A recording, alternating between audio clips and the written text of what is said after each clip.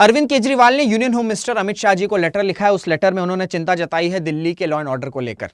पिछले 6 महीनों में 600 से ज्यादा स्कूल्स को थ्रेट आ चुके हैं, 100 से ज्यादा हॉस्पिटल को थ्रेट आ चुके हैं, मॉल्स को थ्रेट आ चुके हैं। एक्सटॉर्शन गैंग्स खुलेआम दिल्ली में घूम रहे हैं। जो ड्रग माफिया उन्होंने खुलेआम अपना नेटवर्क फैलाया हुआ है दिल्ली में, एंड ड्रग्स की सप्लाई हो रही है। महिलाओं पर क्राइम्स कमिट किए जा रहे हैं। 17 से 18 मेट्रो सिटीज हैं भारत में।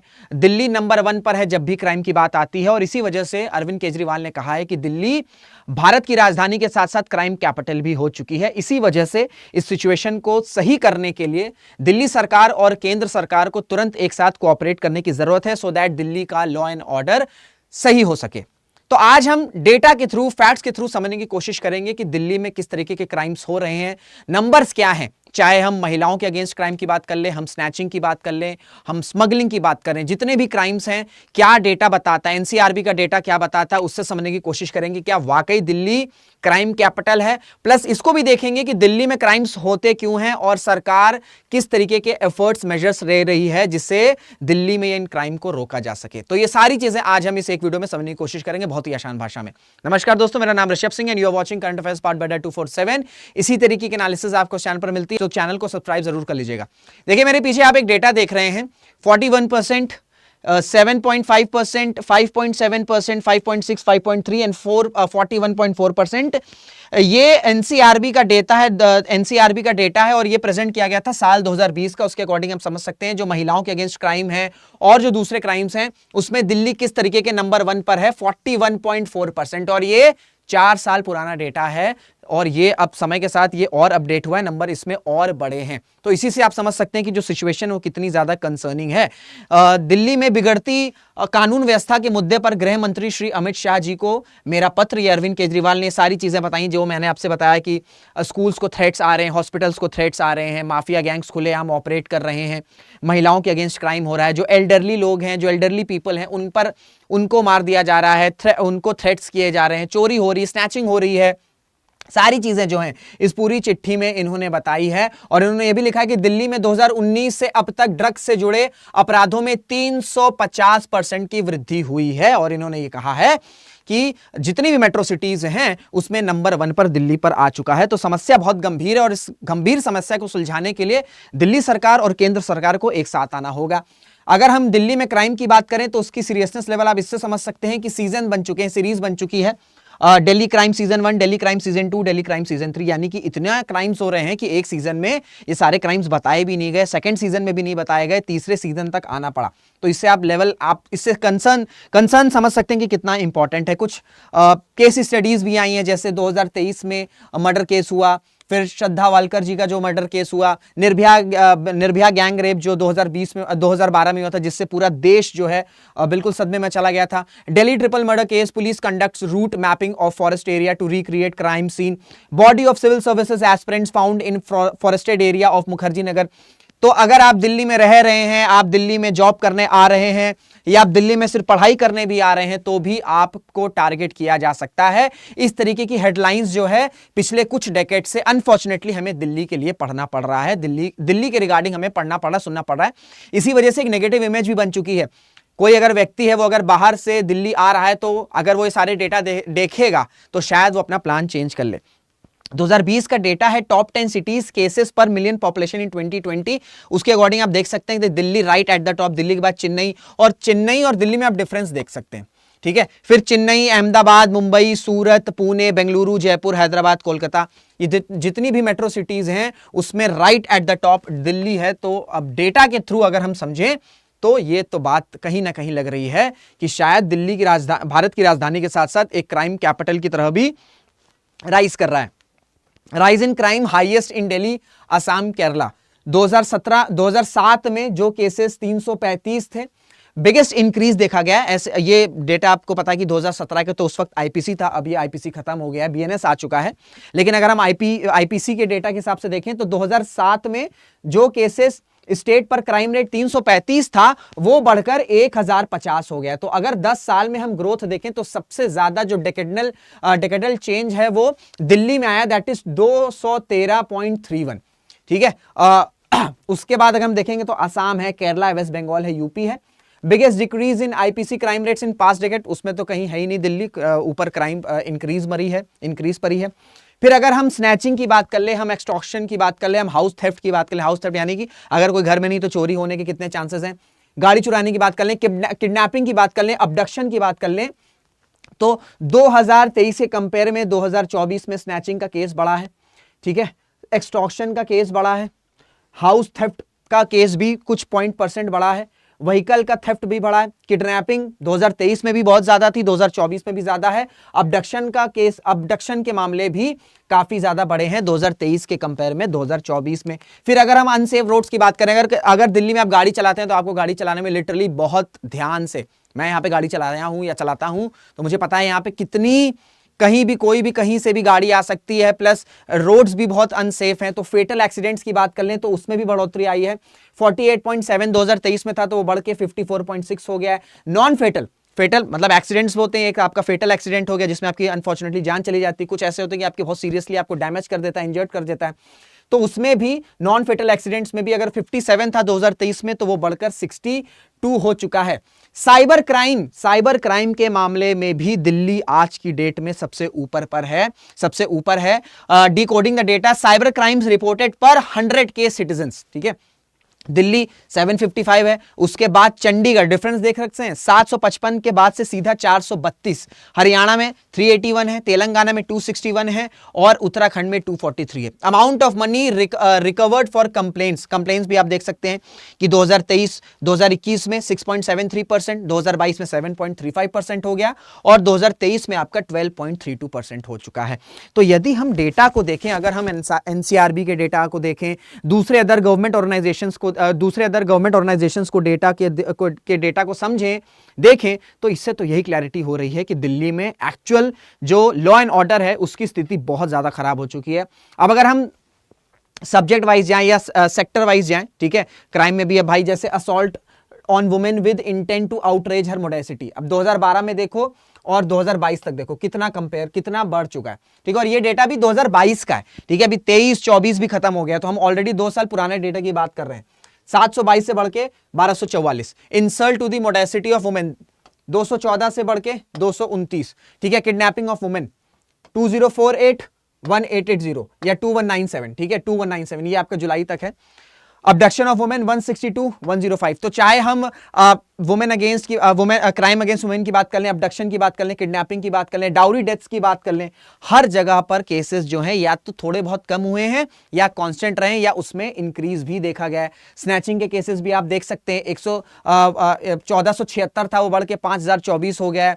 आपका एमवी थेफ्ट, ये व्हीकल थेफ्ट हो गया, हाउस थेफ्ट हो गया, अदर थेफ्ट, हर जगह पे अगर आप फेटल एक्सीडेंट्स हर देखेंगे, जितने भी आप नंबर देखेंगे तो उसमें या तो बढ़ोतरी हुई है या उसमें कहीं ना कहीं डिक्रीज आया है। तो जो डेटा बताते हैं, जो नंबर्स बता रहे हैं, और ये सब गवर्नमेंट ऑर्गेनाइजेशंस के डेटा हैं, ठीक है, इसके तहत तो लग रहा है कि दिल्ली में क्राइम बहुत लग क्या रहा है, दिल्ली के जो क्राइम रेट है उसकी सिचुएशन बहुत खराब है, लॉ एंड ऑर्डर को तुरंत से तुरंत दुरुस्त करना होगा। तो ये तो मैंने आपको प्रॉब्लम बता दी, डेटा के थ्रू बता दिया कि हाँ भाई, अरविंद केजरीवाल का जो स्टेटमेंट है क्राइम कैपिटल है नहीं या नहीं है, ये तो मैं स्टेटमेंट मैंने आपको डेटा बता दिया। अब आप उस डेटा के थ्रू खुद ही बताइए कि क्या दिल्ली को क्राइम कैपिटल कहना चाहिए या नहीं कहना चाहिए। लेकिन अब हम समझेंगे ये क्राइम क्यों हो रहे हैं, ये क्राइम्स होते क्यों हैं। देखिए, सबसे इंपॉर्टेंट रीजन है अर्बनाइजेशन एंड पॉपुलेशन प्रेशर।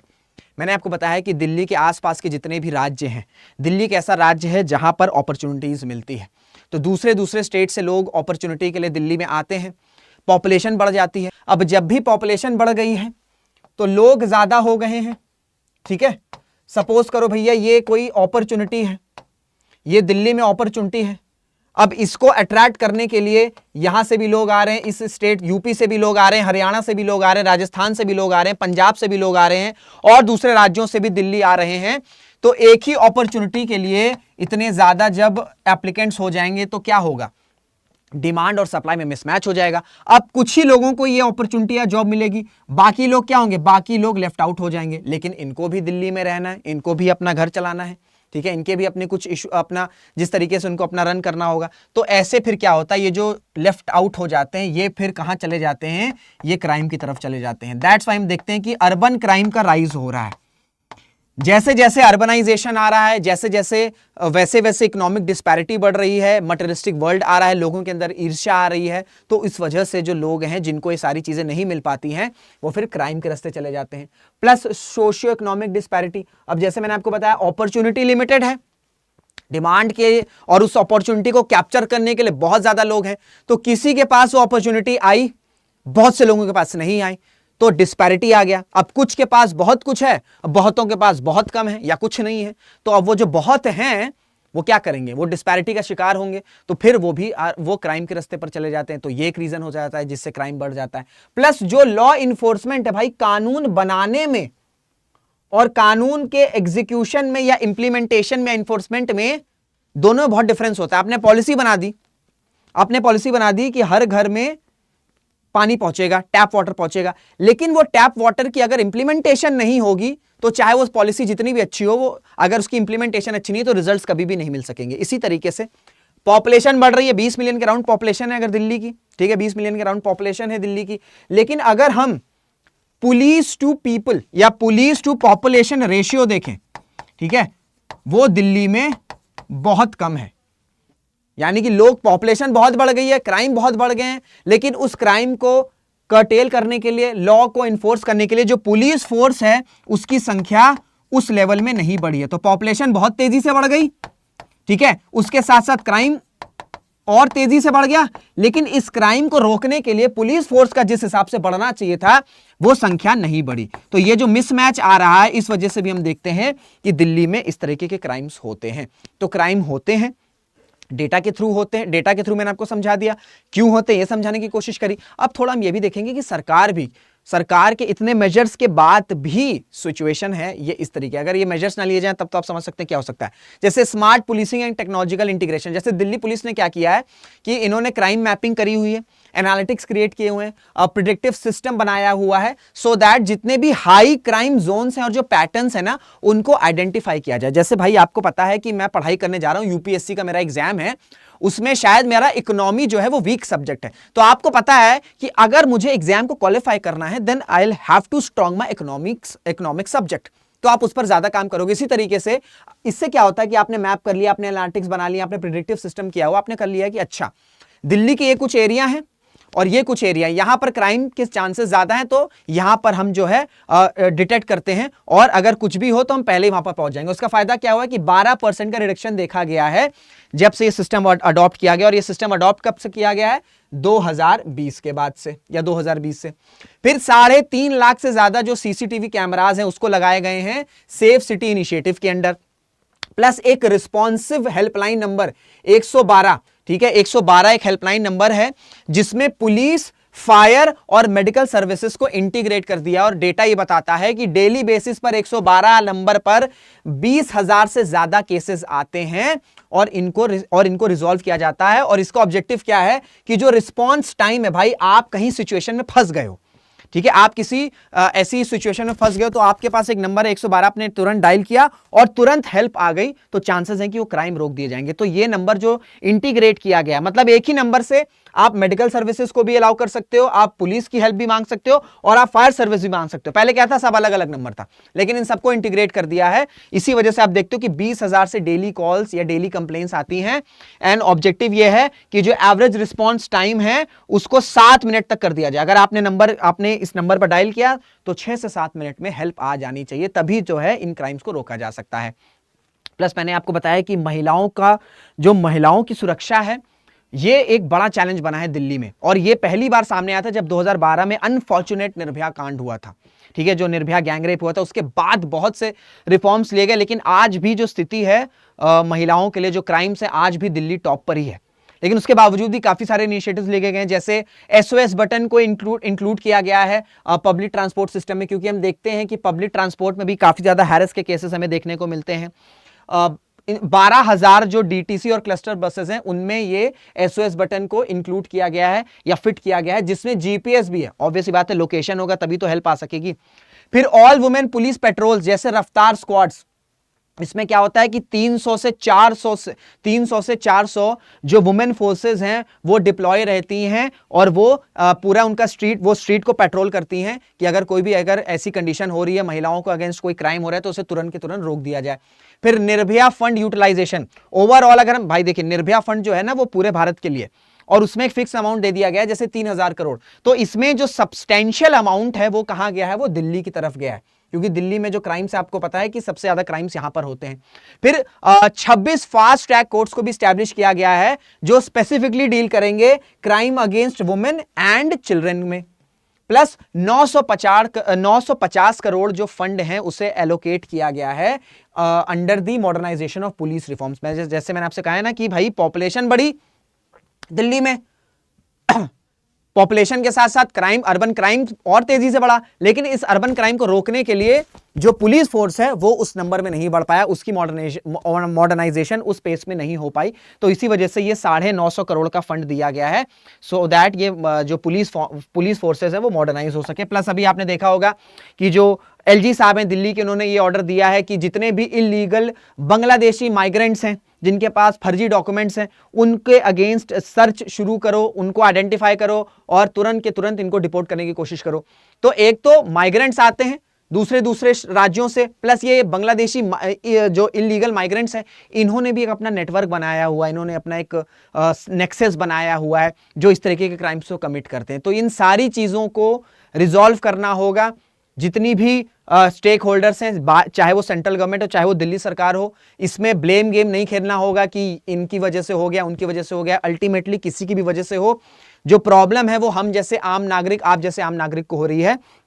तो इसका सलूशन ये है कि इस तरीके के एफर्ट्स जो हैं इनको और बढ़ाना होगा और इनको एग्रेसिवली इंप्लीमेंट करना होगा। कोऑपरेशन की जरूरत होगी एंड चारों तरफ पर सिक्योर स्क्रूटनाइज करना होगा, तब जाके शायद दिल्ली के ऊपर ये जो क्राइम कैपिटल लग गया है ये शायद हट सके। बाकी आपकी क्या राय है, कि आपको लगता है कि दिल्ली को क्राइम कैपिटल कहना सही है या आपको लगता है कि नहीं ये थोड़ा सा एक्सट्रीम स्टेटमेंट हो गया? तो अपनी राय भी आप कमेंट बॉक्स में बता सकते हैं। तो ये था पूरा एनालिसिस दिल्ली के क्राइम कैपिटल को लेकर जो स्टेटमेंट दिया। आई होप आपको सारी चीजें क्लियर हो गई होंगी। अगर क्लियर हो गई होंगी तो इस वीडियो को लाइक जरूर करेगा, शेयर जरूर करेगा, कमेंट जरूर करेगा। तो इसी के साथ वीडियो को एंड करते हैं, मुलाकात करेंगे आपसे अगले वीडियो में। जय हिंद, जय भारत।